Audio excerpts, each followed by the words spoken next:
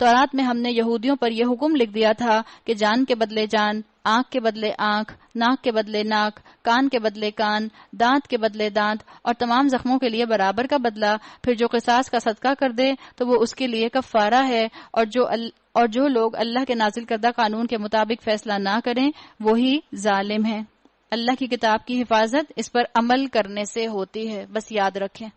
اگر آپ چاہتی ہیں کہ آپ اللہ کی کتاب کی حفاظت کرنے والی بن جائیں تو آپ اور میں اس کتاب کے احکامات کو اپنے عمل میں ڈھال لیں. پھر ہم نے ان پیغمبروں کے بعد مریم کے بیٹے عیسیٰ کو بھیجا. تورات میں سے جو کچھ اس کے سامنے موجود تھا وہ اس کی تصدیق کرنے والا تھا. وَآتَيْنَاهُ الْإِنْجِيلَ فِيهِ هُدًى وَنُورٌ، اور ہم نے اس کو انجیل عطا کی جس میں رہنمائی اور روشنی تھی. ہمارے ذہنوں میں بھی جو کنفیوژنز ہیں، اللہ تعالیٰ نے میری اور آپ کی کتاب کو بھی نور بنا کر بھیجا ہے، ہدایت بنا کر بھیجا ہے. آپ کی اور میرے ڈاؤٹس کو دور کرنے والی یہ کتاب ہے. اس کتاب سے نزدیک آ جائیں، آپ کی زندگی کے اندھیرے دور ہو جائیں گے. اور وہ بھی تورات میں سے جو کچھ اس وقت موجود تھا اس کی تصدیق کرنے والی تھی، اور خدا تست لوگوں کے لیے سراسر ہدایت اور نصیحت تھی. ہم بھی اپنی کتاب کو پڑھیں تو صرف برکت کے لیے نہ پڑھیں، ہدایت کے لیے پڑھیں. ہمارا حکم تھا کہ اہل انجیل اس قانون کے مطابق فیصلہ کریں جو اللہ نے اس میں نازل کیا ہے، اور جو لوگ اللہ کے نازل کردہ قانون کے مطابق فیصلہ نہ کریں وہی فاسق ہیں. اس لیے کہ کتاب آتی ہے زندگیوں میں نافذ ہونے کے لیے، تاکہ زندگی میں اس کے مطابق فیصلے کیے جائیں. یہ نعمت ہوتی ہے، اگر اس نعمت کو ٹھکرا دیا جائے تو پھر آپ کو فائدے بھی دنیا کے نہیں ملتے. پھر اے نبی صلی اللہ علیہ وسلم، ہم نے تمہاری طرف یہ کتاب بھیجی جو حق لے کر آئی ہے، اور الکتاب میں سے جو کچھ اس کے آگے موجود ہے اس کی تصدیق کرنے والی، اس کی محافظ اور نگہبان ہے. تو پھر کیا کرو؟ لہذا تم اللہ کے نازل کردہ قانون کے مطابق لوگوں کے معاملات کا فیصلہ کرو، اور جو حق تمہارے پاس آیا ہے اس سے منہ موڑ کر ان کی خواہشات کی پیروی نہ کرو. ہم نے تم انسانوں میں سے ہر ایک کے لیے ایک شریعت اور ایک راہ عمل مقرر کی ہے. شرعۃ و منہاج، شریعت یعنی میتھڈالوجی، درست طریقہ کار اللہ نے ہمارے لیے ایک مقرر کیا ہے. اللہ نے ہمیں ایک میتھڈالوجی دے دی ہے، زندگی کیسے گزارو. اگرچہ تمہارا خدا چاہتا تو تم سب کو ایک امت بھی بنا سکتا تھا، لیکن اس نے یہ اس لیے کیا جو کچھ اس نے تم لوگوں کو دیا ہے اس میں تمہاری آزمائش کر سکے. یعنی اگر اللہ مجھے اور آپ کو نعمت دے چکا قرآن کی، یا اور نعمتیں دنیا میں دے رہا ہے، تو یاد رکھیں یہ سب آزمائش کے طور پر ہیں. ہماری تمام نعمتوں میں سب سے بڑی نعمت قرآن کی نعمت، جس کو ہم شاید ہی نعمت سمجھتے ہیں، اس کو تو ہم گرد آلود قرآن کو رمضان کے مہینے میں اٹھاتے ہیں، رکھیں گے اس کو بہترین کتابوں کے اندر، رکھیں گے اس کو بہترین کورز کے اندر، ویلویٹ باکس کے اندر، ووڈن باکس کے اندر، بہترین جزدان کے اندر، لیکن اس کو ہم نعمت سمجھتے ہیں.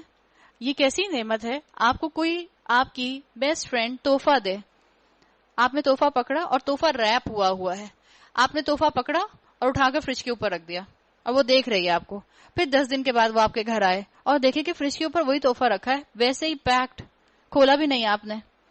پھر وہ کچھ دن کے بعد آئے، دیکھے تحفہ ویسے ہی رکھا ہے، اور جب وہ آتی ہے آپ اس سے بہت کہتی ہیں تم میری بیسٹ فرینڈ ہو، میں تم سے محبت کرتی ہوں، تم میری بیسٹ فرینڈ ہو.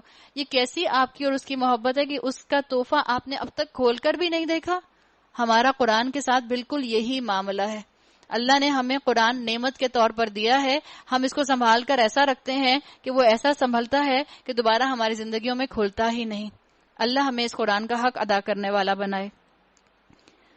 لہٰذا بھلائیوں میں ایک دوسرے سے سبقت لے جانے کی کوشش کرو، آخرکار تم سب کو اللہ ہی کی طرف سمٹ کر جانا ہے. کتنے خوش قسمت ہیں وہ لوگ جو اللہ کی راہ میں دوڑ دھوپ کرتے ہیں، اللہ کی راہ میں نیکیوں میں ایک دوسرے سے آگے نکلنے کی کوشش کرتے ہیں. پھر وہ تمہیں اصل حقیقت بتا دے گا جس میں تم اختلاف کرتے رہے ہو. بس اے نبی صلی اللہ علیہ وسلم، تم اللہ کے نازل کردہ قانون کے مطابق ان لوگوں کے معاملات کا فیصلہ کرو، ان کی خواہشات کی پیروی نہ کرو. خواہشات پچھلی تعلیمات کو کہا گیا کہ اس میں شریعت نہیں بچی، اب وہ صرف خواہشات کا مجموعہ رہ گئی ہے. ہوشیار رہو کہ یہ لوگ تم کو فتنے میں ڈال کر اس ہدایت سے ذرا برابر منحرف نہ کرنے پائیں جو اللہ نے تمہاری طرف نازل کی ہے. پھر اگر یہ اس سے منہ موڑیں تو جان لو کہ اللہ نے ان کے بعض گناہوں کی پاداش میں ان کو مبتلا مصیبت کرنے کا ارادہ ہی کر لیا ہے، اور یہ حقیقت ہے کہ ان لوگوں میں اکثر فاسق ہیں. اگر یہ اللہ کے قانون سے منہ موڑتے ہیں، افحکم الجاہلیت یبغون، تو کیا پھر جاہلیت کا فیصلہ چاہتے ہیں؟ کیا ان اسلامک مائنڈ سیٹ رکھتے ہیں؟ کیا ان اسلامک کسٹمز کے پیچھے بھاگتے ہیں؟ حالانکہ جو اللہ پر یقین رکھتے ہیں ان کے نزدیک اللہ سے بہتر فیصلہ کرنے والا اور کون ہو سکتا ہے؟ اسلام کے پہلے کے دور کو دور جاہلیت کہا جاتا تھا. کرونالوجیکل آرڈر کے اندر بات ہو رہی ہے، آئیڈیولوجیکل آرڈر کے اندر بات نہیں ہو رہی. یہ بتا دیا گیا کہ جب بھی اسلام مغلوب ہوگا یہ جاہلیت دنیا میں چھا جائے گی. جب اسلام مغلوب ہوگا. کیا آج اسلام مغلوب ہے؟ جی ہاں. تو کیا آج معاشرے میں، دنیا میں آپ کو جاہلیت نظر آتی ہے؟ جی ہاں. جو کام اللہ کی نافرمانی میں ہوں اور جو کام اپنے طاغوت کی خوشی میں کیے جائیں وہ سب جاہلیت کے کام ہیں. افحکم الجاہلیت یبغون، تو کیا یہ جاہلیت کا فیصلہ چاہتے ہیں؟ شریعت کے مقابلے میں دنیا چاہیے، سنت کے مقابلے میں ہندوؤں کی رسمیں چاہیے، اللہ کے رسول صلی اللہ علیہ وسلم کے اقوال کے مقابلے میں تمہیں اپنے سامنے اپنے انگریزوں کی اور ویسٹ کی یا ہندوؤں کی باتیں پسند آتی ہیں، ان کے طریقے پسند آتے ہیں. افحکم الجاہلیت یبغون، اللہ نے تو بار بار مجھے اور آپ کو جھنجھوڑا ہے. اسلام سے جو باہر ہوگا وہ اگنورینٹ ہو گیا. اے لوگو جو ایمان لائے ہو، یہودیوں اور عیسائیوں کو اپنا رفیق نہ بناؤ. کتنی مرتبہ اب تک یہ آیت آ چکی ہے. ان کو اپنا رول ماڈل نہ بناؤ. آسکرز آ رہے ہیں، بچے رات رات بھر جاگ کر دیکھ رہے ہوتے ہیں. کیا بیٹا کیوں جاگ رہے ہو؟ وہ آسکرز آ رہے ہیں، آپ کو نہیں پتا؟ کیوں اتنا پریشانی ہے بچوں کو؟ کس چیز کے پیچھے؟ کیا پسند آ رہا ہے؟ اور وہ جو کام کر رہے ہیں، جس چیز کے اوپر، جس چیز کو وہ پروموٹ کر رہے ہیں، دل پر ہاتھ رکھ کر بتائیں کیا وہ عین اسلام کے مطابق کام ہے؟ تو پھر ہمارے بچوں کی لائلٹیز کس کے ساتھ جا رہی ہیں؟ پھر ہمارے بچے کس کو پسند کرتے ہیں؟ پاکستان کس کو اچھا لگتا ہے؟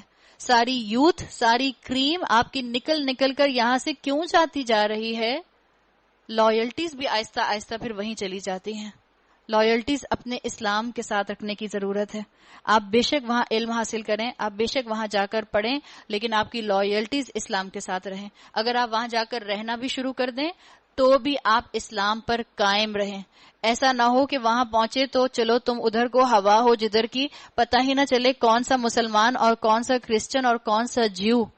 جو لوگ باہر جا کر رہتے ہیں ان کو اس چیز کے اوپر اپنے آپ کو صرف سٹیک آن کرنے کی ضرورت ہے کہ ہم باہر جا کر بھی مسلمان آئیڈینٹی کے ساتھ نظر آئیں. باہر جا کر رہنا منع نہیں ہے، ٹھیک ہے، یہاں بھی آزمائشیں ہیں، وہاں بھی آزمائشیں ہیں، لیکن یہ حقیقت ہے کہ وہاں زیادہ آزمائشیں ہیں.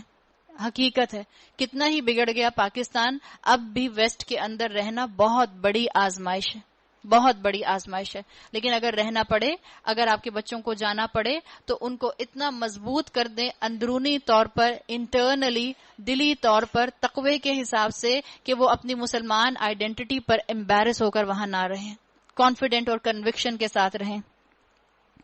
یہ آپس ہی میں ایک دوسرے کے رفیق ہیں.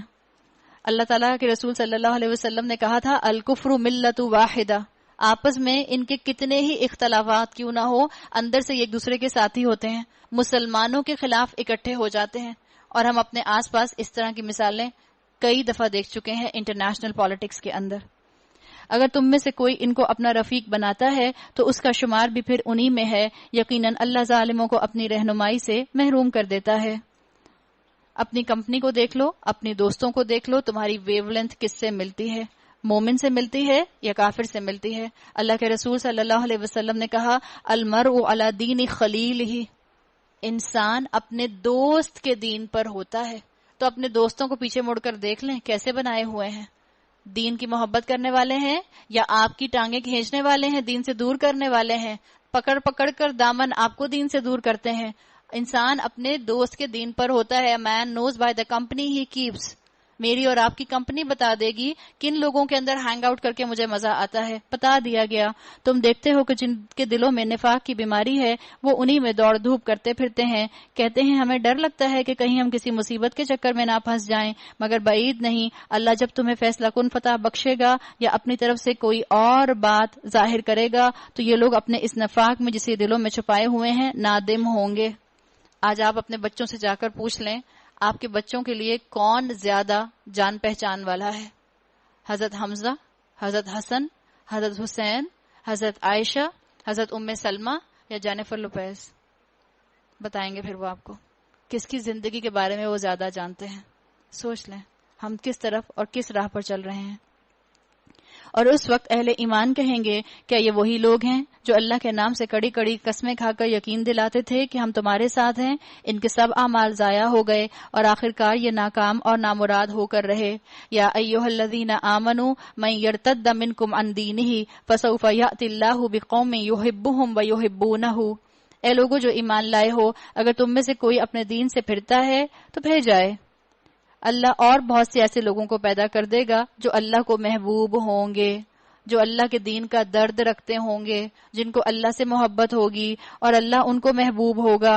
مسلمان ملکوں کی برائیاں نہیں کریں گے، اس لیے مومنوں پر نرم ہوں گے، مسلمانوں کو ہی برا بھلا نہیں کہتے رہیں گے، اور کفار پر سخت ہوں گے۔ کفار پر سخت ہونے کا مطلب کیا ہے؟ کفار پر سخت ہونے کا مطلب یہ ہے کہ کافروں سے امپریس نہیں ہوں گے، جو اللہ کی راہ میں جدوجہد کریں گے اور کسی ملامت کرنے والے کی ملامت سے نہیں ڈریں گے۔ یہ اللہ کا فضل ہے، جس کو چاہتا ہے عطا کرتا ہے۔ تم چاہنے والے تو بنو، تم اس راہ میں آ کر تو بیٹھو، تم اس راہ کے مسافر تو بنو۔ اللہ وسیع ذرائع کا مالک ہے اور سب کچھ جانتا ہے۔ تمہارے رفیق تو حقیقت میں صرف اللہ اور اللہ کا رسول اور اہل ایمان ہیں، جو نماز قائم کرتے ہیں، زکوٰۃ دیتے ہیں، اللہ کے آگے جھکنے والے ہیں، اور جو اللہ اور اس کے رسول اور اہل ایمان کو اپنا رفیق بنا لے، اسے معلوم ہو، کیا معلوم ہو، فَإِنَّ حِزْبَ اللَّهِ هُمُ الْغَالِبُونَ، اللہ کی جماعت ہی غالب رہنے والی ہے۔ اپنی کمپنی کو دیکھ لیں، کیا اللہ کی جماعت ہے؟ اللہ تعالیٰ نے یہاں کسی جماعت کی بات نہیں کی، وہ جماعت جو ہمارے ذہنوں میں جماعت سے فوراً نام آ جاتے ہیں، نہیں۔ جو کمپنی ہے، کیا وہ کمپنی وہ گیدرنگ گاڈ کانشیس لوگوں کی ہے، یا وہ گاڈ فیئرنگ لوگوں کی ہے، یا وہ ایسے لوگوں کی ہے جو اسلام کے خلاف مذاق اڑانے والے ہیں، جو اسلام کا مذاق اڑانے والے ہیں، جو اسلام کی شریعت کا مذاق اڑانے والے ہیں، جو اسلام کی سزاؤں کا مذاق اڑانے والے ہیں؟ اے لوگو جو ایمان لائے ہو، تمہارے پیش رو اہل کتاب میں سے جن لوگوں نے تمہارے دین کو مذاق اور تفریح کا سامان بنا لیا ہے، انہیں اور دوسرے کافروں کو اپنا دوست اور رفیق نہ بناؤ۔ اللہ سے ڈرو، واتقوا اللہ ان کنتم مؤمنین۔ اللہ تعالیٰ نے کہا اللہ سے ڈرو اگر تم مومن ہو۔ کفار پر سخت ہونا، کفار سے امپریس نہ ہونا، مومنوں پر نرم ہونا، مومنوں کے لیے سپورٹیو ہونا۔ اللہ سے دعا کریں، اللہ کے رسول صلی اللہ علیہ وسلم دعا کیا کرتے تھے، اللہم انی اسألک حبک وحب من یحبک والعمل الذی یبلغنا حبک۔ اللہ مجھے اس شخص سے محبت کرنا سکھا دے جو آپ سے محبت کرتا ہے، اور ہر اس عمل سے مجھے محبت کرنے کی توفیق عطا فرما دے جو عمل مجھے آپ سے قریب کر دے، جس سے آپ محبت کرتے ہیں۔ جب تم نماز کے لیے منادی کرتے ہو تو وہ اس کا مذاق اڑاتے اور اس میں کھیلتے ہیں، اس کی وجہ یہ ہے کہ وہ عقل سے کام نہیں لیتے۔ اذان کا ذکر ہے، اللہ کی محبت اور اللہ کے دشمن کی محبت یاد رکھیں، ایک دل میں جمع نہیں ہو سکتی۔ جب اذان سنیں اپنے سارے کام چھوڑ دیں۔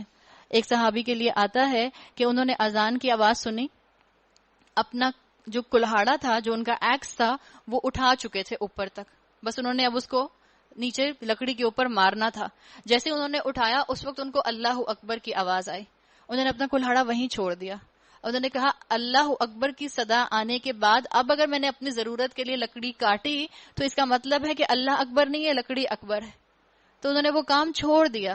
کوشش کریں جب اذان ہو جائے تو ایک تو اذان کو خاموشی سے سننے کا اہتمام کریں، دوسرا کوشش کریں کہ جب اذان ہو جائے تو جتنی جلدی ہو سکے آپ نماز پڑھ لیں۔ آپ کے اذان اور آپ کو معلوم ہوگا اذان اور اقامت کے درمیان کا وقت قبولیت دعا کا وقت بھی ہوتا ہے، تو اس وقت آپ دعا کب کریں گے؟ جب ہمیں اذان سنائی دے گی۔ اور اذان کب سنائی دے گی؟ جب ہم تھوڑا اپنے آس پاس ماحول میں خاموشی رکھیں گے۔ ماحول میں خاموشی کیسے رہے گی؟ جب یا تو کانوں میں ایئر پلگز نہیں لگے ہوں گے، یا آپ کا ٹی وی بند ہوگا، یا آپ کے جو میوزک پلیئر ہے وہ سب بند ہوگا۔ اللہ کرے کہ ہمارے بچے جو ہیں وہ میوزک سے دور ہو جائیں، اس لیے کہ میوزک جو ہے وہ ان کو آہستہ آہستہ گناہوں کی طرف لے کر جاتا ہے۔ تو اذان کی اہمیت بتائی گئی۔ ان سے کہو اے اہل کتاب، تم جس کتاب پر ہم سے بگڑے ہو وہ اس کے سوا اور کیا ہے کہ تم جس بات پر ہم سے بگڑے ہو وہ اس کے سوا اور کیا ہے کہ ہم اللہ پر اور دین کی اس تعلیم پر ایمان لے آئے ہیں جو ہماری طرف نازل ہوئی ہے اور ہم سے پہلے بھی نازل ہوئی تھی، اور تم میں سے اکثر لوگ فاسق ہیں۔ آج ہم قرآن کی محکم تعلیمات کو کنٹروورشل کیوں کہتے ہیں؟ اس لیے کہتے ہیں کہ میں اور آپ ان کو پسند نہیں کرتے۔ ان پر عمل کرنا پسند نہیں کرتے. یہاں پر اہل کتاب کی اسی روش کا ذکر کر دیا گیا. پھر کہو کیا میں ان لوگوں کی نشاندہی کروں جن کا انجام اللہ کے ہاں فاسقوں کے انجام سے بھی بدتر ہے؟ وہ جن پر اللہ نے لعنت کی، جن پر اللہ کا غضب ٹوٹا، جن سے بندر اور سور بنائے گئے، جنہوں نے طاغوت کی بندگی کی، ان کا درجہ اور بھی زیادہ برا ہے، اور وہ سوا اس سبیل سے بہت زیادہ بھٹکے ہوئے ہیں. جب یہ تم لوگوں کے پاس آتے ہیں تو کہتے ہیں ہم ایمان لائے، حالانکہ کفر لیے ہوئے آئے تھے اور کفر ہی لیے ہوئے واپس گئے، اور اللہ خوب جانتا ہے جو کچھ دلوں میں چھپائے ہوئے ہیں. تم دیکھتے ہو کہ ان میں سے اکثر لوگ گناہ اور ظلم و زیادتی کے کاموں میں دوڑ دھوپ کرتے پھرتے ہیں، حرام کے مال کھاتے ہیں. بہت بری حرکات ہیں جو یہ لوگ کر رہے ہیں. اگر ان کے اندر دین کی غیرت ہوتی تو یہ ایسا کام نہ کرتے. جس کے اندر دین کی غیرت ہو وہ کبھی دین کا مذاق نہیں بناتا، نہ اس کے احکامات کا مذاق بناتا ہے. کیوں ان کے علماء اور مشائخ انہیں گناہ پر زبان کھولنے اور حرام کھانے سے نہیں روکتے؟ یقیناً بہت ہی برا کارنامہ زندگی ہے جو یہ تیار کر رہے ہیں. بتا دیا گیا کہ کیوں نہیں ان کے جو علماء ہیں وہ درسوں کے اندر مثال کے طور پر حلال اور حرام کا ان کو بتاتے. ہمارے لیے بھی یہی سبق ہے. کیوں ہمارے امام، کیوں ہمارے علماء، کیوں ہمارے مفتی حلال اور حرام کی واضح ڈسٹنکشن نہیں کرتے؟ لوگوں کو مسجدوں کے اندر جمعے کے خطبے میں بیسک اسلامک تعلیمات کیوں نہیں سکھاتے؟ اللہ کی بتائی ہوئی واضح سزاؤں کے متعلق جو گناہ ہیں ان کو کیوں نہیں واضح کرتے؟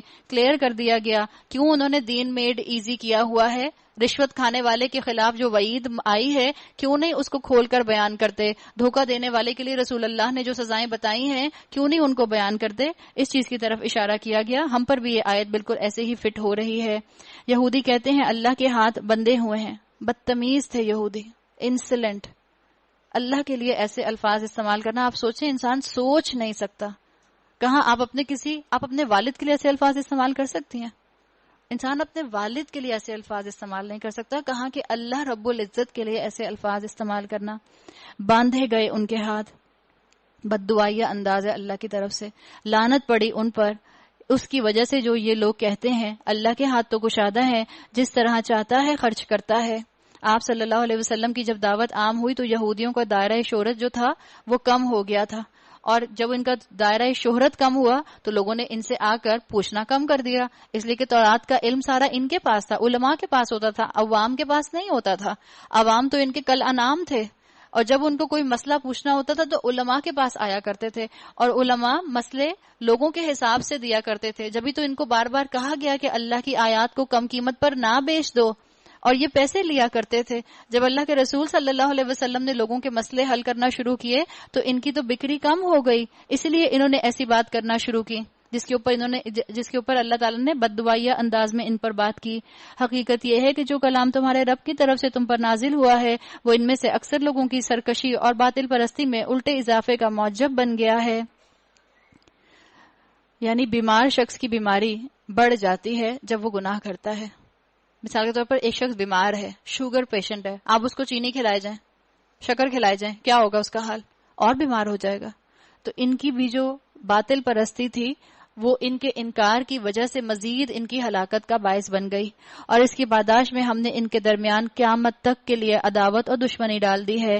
جب کبھی یہ جنگ کی آگ بھڑکاتے ہیں اللہ اس کو ٹھنڈا کر دیتا ہے. یہ زمین میں فساد پھیلانے کی سعی کر رہے ہیں، مگر اللہ فساد کرنے والوں کو ہرگز پسند نہیں کرتا. اللہ فساد کرنے والوں کو تو ڈھیل دیتا جاتا ہے. یہ اللہ کا ٹائم ٹیبل ہے. وَنُمْلِي لَهُمْ. اگر اس سرکشی کی بجائے یہ اہل کتاب ایمان لے آتے، خدا ترسی کی روش اختیار کرتے، ہم ان کی برائیاں ان سے دور کر دیتے، ان کو نعمت بھری جنتوں میں داخل کرتے. مگر انہوں نے تو شریعت کو نافذ کرنے کی طرف سوچا ہی نہیں. کاش انہوں نے تورات اور انجیل اور ان دوسری کتابوں کو قائم کیا ہوتا جو ان کے رب کی طرف سے ان کے پاس بھیجی گئی تھیں. آج ہمیں بھی ڈر ہے کہ اگر شریعت آ گئی تو مشکلات پیدا ہو جائیں گی. اہل کتاب نے بھی صرف اسی ڈر کی وجہ سے شریعت قائم نہیں کی. ہم بالکل آئینہ بنے ہوئے ہیں اہل کتاب کا. اب بھی ہم نہ سدھریں گے. اللہ تعالیٰ نے ان کی ساری کار فرمائیاں اس قرآن میں لکھ دیں آپ کو اور مجھے آئینہ دکھانے کے لیے. اب بھی آپ اور میں ڈرتے رہیں گے شریعت آ گئی تو یہ ہو جائے گا، شریعت آ گئی تو یہ مشکل ہو جائے گی، شریعت آ گئی تو ہم یہ انجوائمنٹ نہیں کر سکیں گے. یہی وجہ تھی اہل کتاب نے شریعت نافذ نہیں کی تھی. البتہ اللہ نے کیا کہا، اگر یہ ایسا کرتے تو ان کے لیے اوپر سے رزق برستا اور نیچے سے ابلتا. اللہ نے کیا کہا، لَأَكَلُوا مِن فَوْقِهِمْ وَمِن تَحْتِ أَرْجُلِهِمْ. آسمان سے بھی رزق برستا، ان کے پیروں کے نیچے سے بھی رزق برستا، یعنی برکت ہی برکت ہوتی شریعت کے احکامات کی پابندی کی۔ اگرچہ ان میں کچھ لوگ راست رو بھی ہیں، لیکن ان کی اکثریت سخت بد عمل ہے۔ یا ایھا الرسول بلغ ما انزل الیک من ربک، اے رسول جو کچھ تمہارے رب کی طرف سے تم پر نازل کیا گیا ہے وہ لوگوں تک پہنچا دو۔ اگر تم نے ایسا نہ کیا تو اس کی پیغمبری کا حق ادا نہ کیا۔ رسول اللہ صلی اللہ علیہ وسلم نے آخری خطبہ حج پہ اللہ کے رسول نے تمام لوگوں سے، جو تقریباً 1,40,000 کا مجمع تھا، ان سے پوچھا تھا اہل بلغت، کیا میں نے پیغام پہنچا دیا؟ سب نے کہا تھا بالکل اللہ کے رسول، ہم گواہ ہیں کہ آپ نے پیغام پہنچا دیا۔ اللہ تم کو لوگوں کے شر سے بچانے والا ہے، یقین رکھو وہ کافروں کو تمہارے مقابلے میں کامیابی کی راہ ہرگز نہ دکھائے گا۔ یہ آپ کو اور مجھے انکریجمنٹ دیا گیا ہے کہ اگر آپ اور میں شریعت پر عمل کریں گے تو کافر آپ سے اور مجھ سے آگے نہیں نکل سکتے۔ یہ بات یاد رکھیں، ہمارے بھی اوپر سے رزق برسے گا اور پیروں سے رزق برسے گا۔ صاف کہہ دو اے اہل کتاب، تم ہرگز کسی اصل پر نہیں ہو جب تک کہ تورات اور انجیل اور ان دوسری کتابوں کو قائم نہ کرو جو تمہاری طرف تمہارے رب کی طرف سے نازل کی گئی ہیں۔ اے اہل کتاب کو یہ بات بتا دی گئی کہ جو احکامات دیے جا رہے ہیں ان پر عمل کرو۔ آپ کو اور مجھے بھی بتایا جا رہا ہے اب جو کتاب تمہارے پاس ہے اس کو صرف پڑھنے کی کتاب نہ بنا لینا، صرف جادو ٹونے کی کتاب نہ بنا لینا، صرف گھر میں پینٹنگ لگا کے کیلیگرافی لگا کر اس چیز کی کتاب نہ بنا لینا، صرف تعویذ مت نکالتے رہنا، اس کو اس برکتوں کے لیے نہ رکھنا، عمل میں لے کر آنا۔ ضرور ہے کہ یہ فرمان جو تم پر نازل کیا گیا ہے ان میں سے اکثر کی سرکشی اور انکار کو اور زیادہ بڑھا دے گا، مگر انکار کرنے والوں کے حال پر کچھ افسوس نہ کرو۔ مسلمان ہو یا یہودی، سابی ہو یا عیسائی، جو بھی اللہ اور روز آخر پر ایمان لائے گا اور نیک عمل کرے گا، بے شک اس کے لیے کسی خوف کا مقام ہے نہ رنج کا۔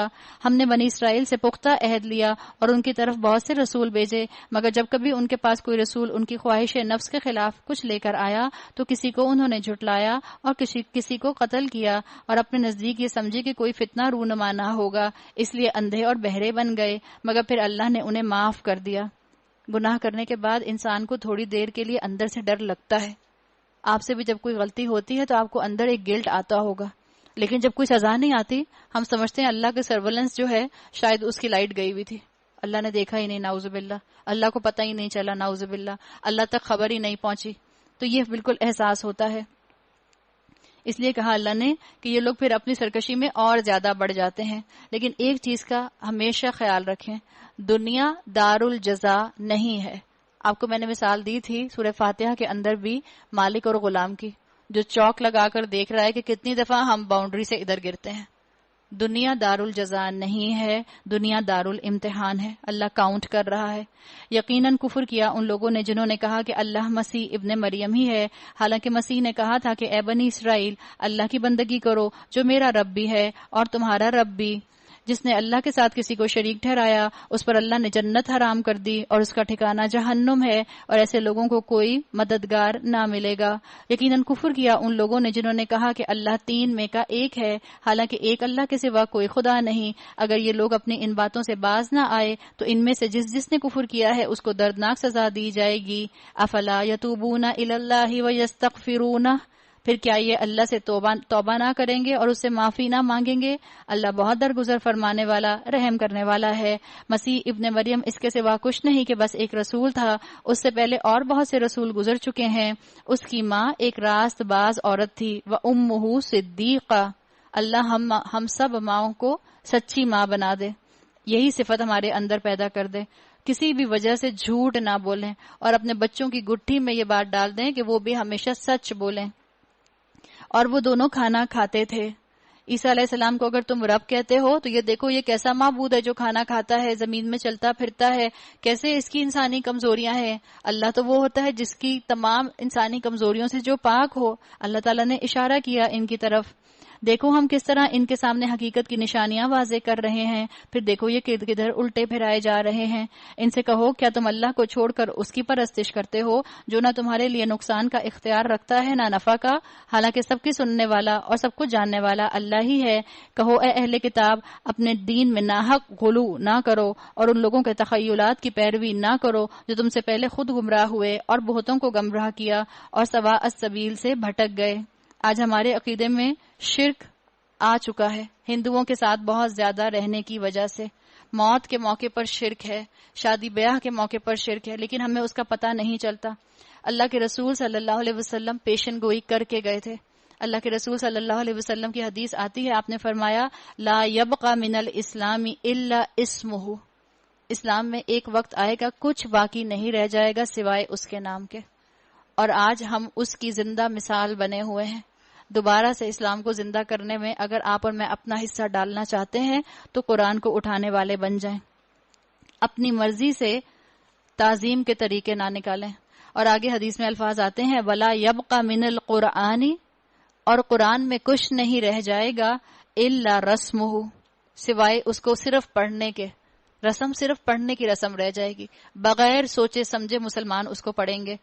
بنی اسرائیلیوں میں سے جن لوگوں نے کفر کی راہ اختیار کی ان پر داؤد اور عیسیٰ ابن مریم کی زبان سے لعنت کی گئی، کیونکہ وہ سرکش ہو گئے تھے اور زیادتیاں کرنے لگے تھے. انہوں نے ایک دوسرے کو برے افعال کے ارتکاب سے روکنا چھوڑ دیا تھا. دیکھیں امر بالمعروف اور نہی عن المنکر کی اہمیت یہاں سے واضح ہو گئی. برا طرز عمل تھا جو انہوں نے اختیار کیا، برائیوں سے ایک دوسرے کو روکتے نہیں تھے. جب آپ اور میں بدعات لوگوں کو کرتے ہوئے دیکھتے ہیں خاموشی سے اس کا حصہ بن جاتے ہیں. کہاں کہ ہم ان کو منع کریں کہ نہیں یہ دین کا حصہ نہیں ہے، نہ اس میں اپنا ہیڈ کاؤنٹ دیں اور نہ آپ بالکل ان سے غافل ہو جائیں. پیغام پہنچا دیں یہ دین کا حصہ نہیں ہے، دین آسان ہے. الدین یسرن، دین کی آسانی کو سمجھیں، دین کی آسانی کو اپلائی کریں، اپنی خوشی کے طریقے دین سے سیکھیں. آج تم ان میں بکثرت ایسے لوگ دیکھتے ہو جو اہل ایمان کے مقابلے میں کفار کی حمایت اور رفاقت کرتے ہیں.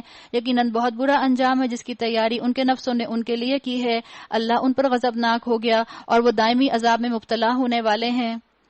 اگر فی الواقع یہ لوگ اللہ اور پیغمبر اور اس چیز کے ماننے والے ہوتے جو پیغمبر پر نازل ہوئی تھی تو کبھی اہل ایمان کے مقابلے میں کافروں کو اپنا رفیق نہ بناتے، مگر ان میں سے تو بیشتر لوگ اللہ کی اطاعت سے نکل چکے ہیں. لَتَجِدَنَّ أَشَدَّ النَّاسِ عَدَاوَةً لِلَّذِينَ آمَنُوا الْيَهُودُ وَالَّذِينَ أَشْرَكُوا، تم اہل ایمان کی عداوت میں سب سے زیادہ سخت یہود اور مشرکین کو پاؤ گے.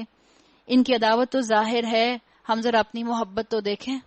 ان کی عداوت تو کھل کر پولیٹیکل لیول پر، انٹرنیشنل لیول پر، اکنامیکل لیول پر سامنے آتی ہے. ہم ذرا اپنی محبت کو تو جج کریں جو ہم ان کے لیے اپنے دلوں میں رکھتے ہیں. اور اہل ایمان والوں کے لیے دوستی میں قریب تر ان لوگوں کو پاؤ گے جنہوں نے کہا تھا کہ ہم نصارہ ہیں. یہ اس وجہ سے کہ ان میں عبادت گزار عالم اور تارک الدنیا فقیر پائے جاتے ہیں. وَأَنَّهُمْ لَا يَسْتَكْبِرُونَ، اور ان میں غرور نفس نہیں ہے. اللہ تعالیٰ مجھے اور آپ کو توفیق دے کہ ہم قرآن کی حکمت سے، قرآن کے نور سے اپنے آس پاس کی حقیقتوں کو پہچان سکیں. اللہ کے رسول دعا کیا کرتے تھے کہ اللہ مجھے چیزوں کی حقیقت دکھا دے جیسی کہ وہ ہیں. اللہ ہمارے سب کا یہاں پر آنا قبول فرمائے. جو بیمار ہیں اللہ تعالیٰ ان کو صحت کاملہ عطا فرمائے، اور اللہ تعالیٰ ہمارے وقت میں برکت عطا فرمائے اور عبادت کی توفیق عطا فرمائے. پلیز آپ لوگوں سے ریکویسٹ ہے کل سے آپ اپنے ڈرائیورز کو بتا دیں میں تقریباً 10 سے 15 منٹ 12:30 کے بعد آپ کے لوں گی. میں آپ لوگوں سے اجازت نہیں لے رہی، میں آپ لوگوں کو بتا رہی ہوں. ہمارے ہاں ڈیموکریسی نہیں ہے، ہمارے ہاں ڈکٹیٹرشپ ہے. ٹھیک ہے. سبحانک اللہم و بحمدک نشہد ان لا الہ الا انت نستغفرک و نتوب الیک. بارک اللہ لی و لکم فی القرآن الحکیم ونفعنی و ایاکم بآیات و ذکر الحکیم. السلام علیکم و رحمۃ اللہ وبرکاتہ.